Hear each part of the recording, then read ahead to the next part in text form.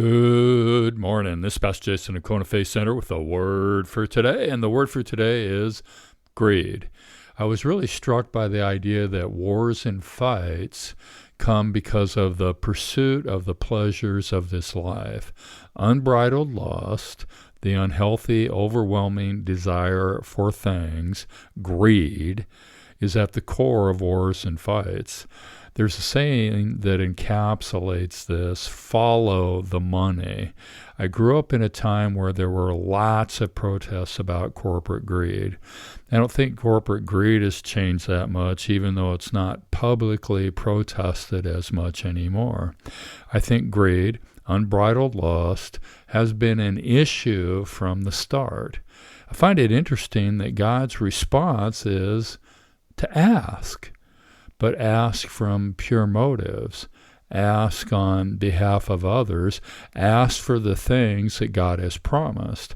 Ask without giving into unbridled lust, greed, the unhealthy, overwhelming desire for things.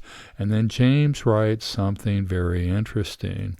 He writes, friendship with the world is enmity with God. Whoever makes himself a friend of the world makes themselves an enemy of God. Whoa.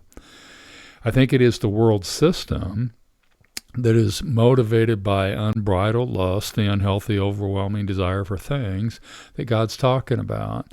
There's a debate going on right now in the USA. The debate's about which system we as a country are going to follow. The American system, which is based on true freedom to pursue life, liberty, and the pursuit of happiness, and the imperial system, which is based on pitting people against each other to maintain control over them.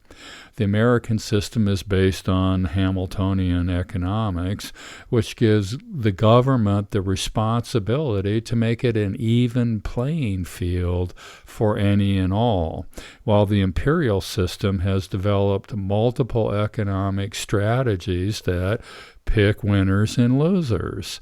So how does this apply to us, Pasta?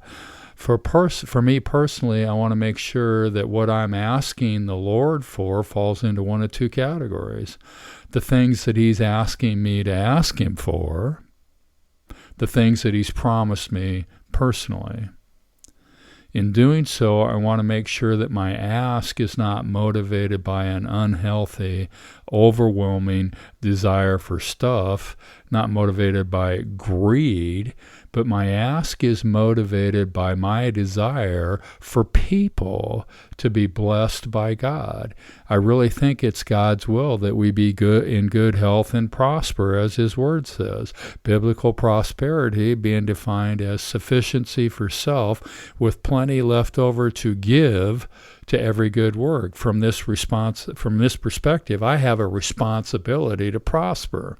I think you do too. I have a responsibility to grow, to increase, so that I have the means to be a blessing in every situation the Lord brings my way. Jesus said you can't serve two masters. You can't serve God and mammon, meaning the world system. This does not mean that God doesn't want you to have stuff. It means that we have to decide which is more important to us, stuff or God. And then we have to align ourselves in the pursuit of one or the other. As for me and my house, we will pursue the Lord and the Lord's blessing, to be a blessing.